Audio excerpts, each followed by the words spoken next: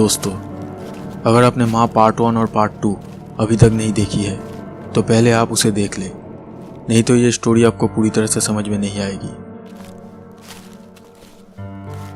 नेहा समझ नहीं पा रही थी कि वो अब क्या करेगी, और वो ये भी समझ नहीं पा रही थी कि उसकी माँ के साथ क्या हुआ है। इसलिए वो अपनी बहन को लेकर अपने पड़ोसी के घर जाती है।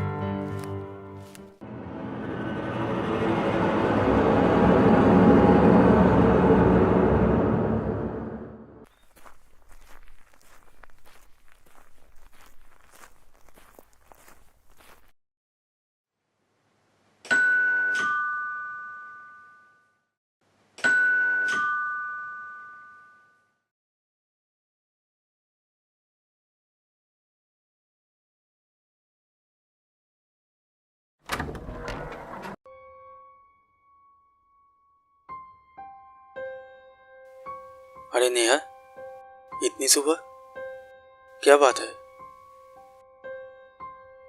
वो मम्मी को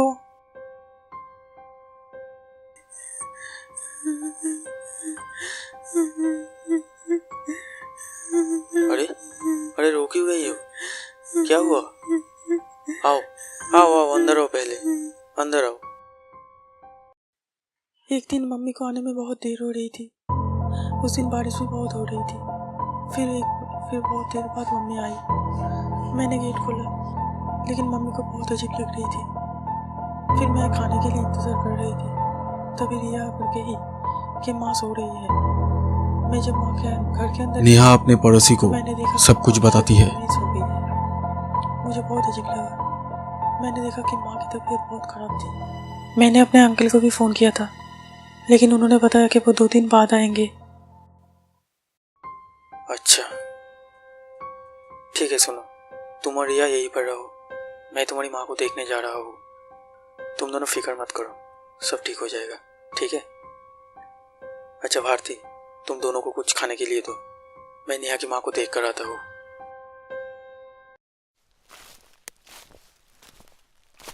नेहा की माँ से बात करने के लिए नेहा का पड़ोसी विवेक उसके घर जाता है।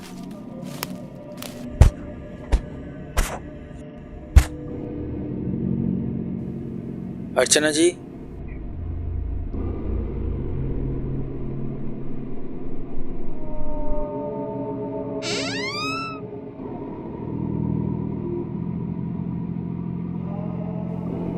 अर्चना जी, अर्चना जी, अर्चना जी, मैं हूँ विवेक।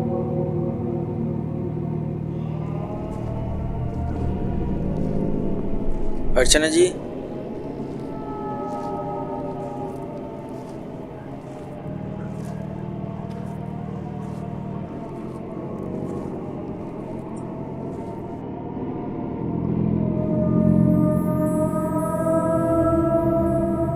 अर्चना जी,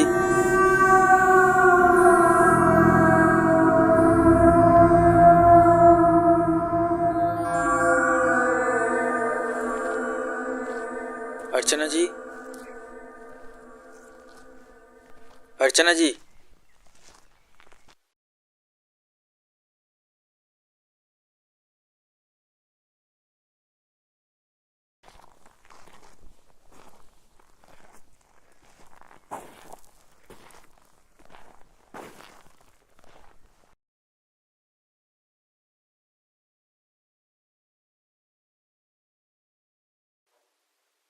अर्चना जी,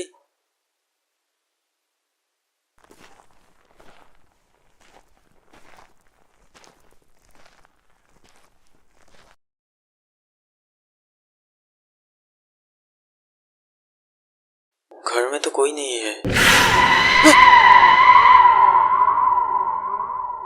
अर्चना जी, आप ठीक तो है ना?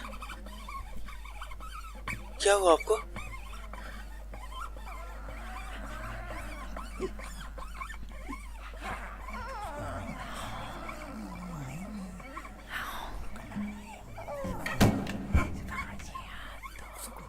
मेरी मदद करो। ये क्या हो गया है आपको? आपको तो जल्दी से डॉक्टर के पास ले जाना होगा। आपकी तबीयत तो बहुत खराब है। चलिए मैं आपको डॉक्टर के पास ले चलता हूँ।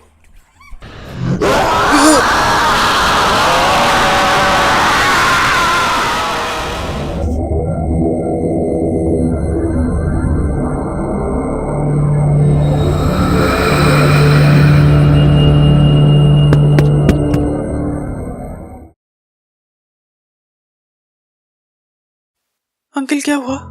मम्मी क्या कर रही थी? मम्मी ने कुछ कहा? तुम्हारी माँ को जो हुआ है वो शायद किसी डॉक्टर से ठीक नहीं होगा। मतलब? मुझे लगता है तुम्हारी माँ के शरीर पर किसी आत्मा ने कब्जा कर लिया है। तुम्हारी माँ के शरीर में कोई आत्मा घुस गई है। क्या? हाँ, जब मैं तुम्हारी माँ से बात करने के लिए आगे बढ़ा तब एक अदृश्य शक्ति ने मुझे बहुत जोर से धक्का दिया। तो अब क्या होगा अंकल? तुम घबरा मत नेहा। मैं एक पुरोहित को जानता हूँ। वो एक बहुत जाने माने पुजारी है। हम लोग उनके पास जाएंगे। वो शायद हमारी मदद कर सकता है।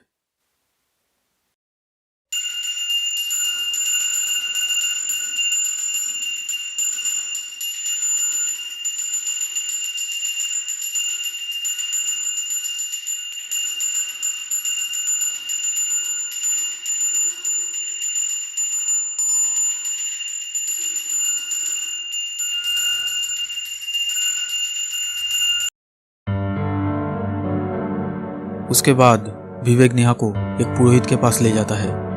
नेहा और विवेक ने उस पुजारी को सारी बात बताई।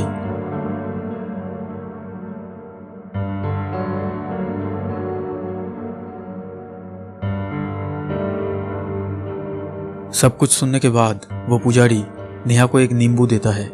ये लो बेटी, अभी जाकर ये नींबू अपने घर के बाहर किसी जगह पर रख दो।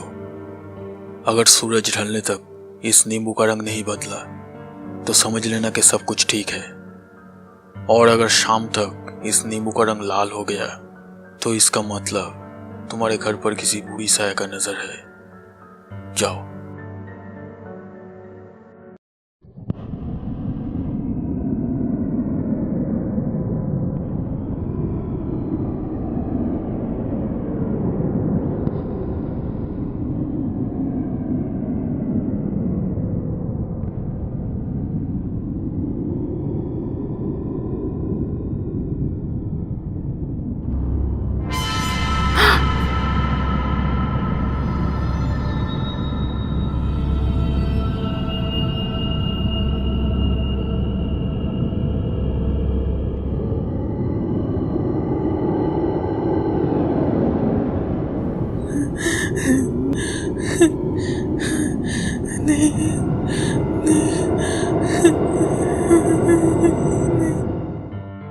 शाम को नेहा और उसके पड़ोसी विवेक उस नींबू को देखने जाते हैं, लेकिन नींबू का रंग देखकर वे दोनों चौंक जाते हैं। उस नींबू का रंग लाल हो गया था।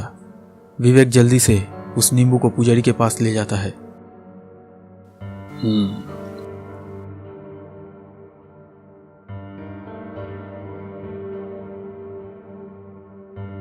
ठीक है, कल रात 12 बजे के बाद मैं उस घर में जाऊंगा। तुम और वो लड़की भी साथ चलोगे। और हाँ, साथ में 11 मोमबत्ती लेकर आना। लेकिन पुजारी जी 12 बजे के बाद ही क्यों? क्योंकि उस बुरी शक्ति को घर से दूर करने के लिए मैं जिन मंत्रों का उच्चारण करूंगा उसका प्रभाव सिर्फ रात के 12 बजे के बाद और सुबह 5 बजे से पहले तक ही रहता है। तुम सिर्फ 11 मोमबत्ती लेकर आना और बाकी सब मुझ पर छोड़ दो।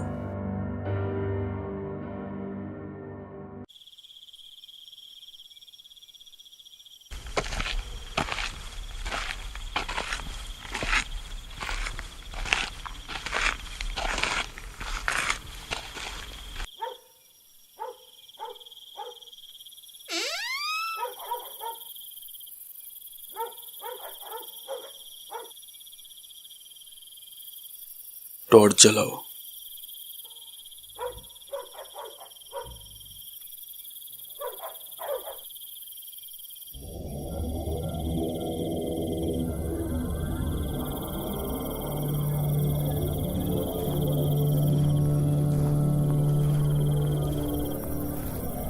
अब आगे क्या होगा ये हम पार्ट 4 में देखेंगे।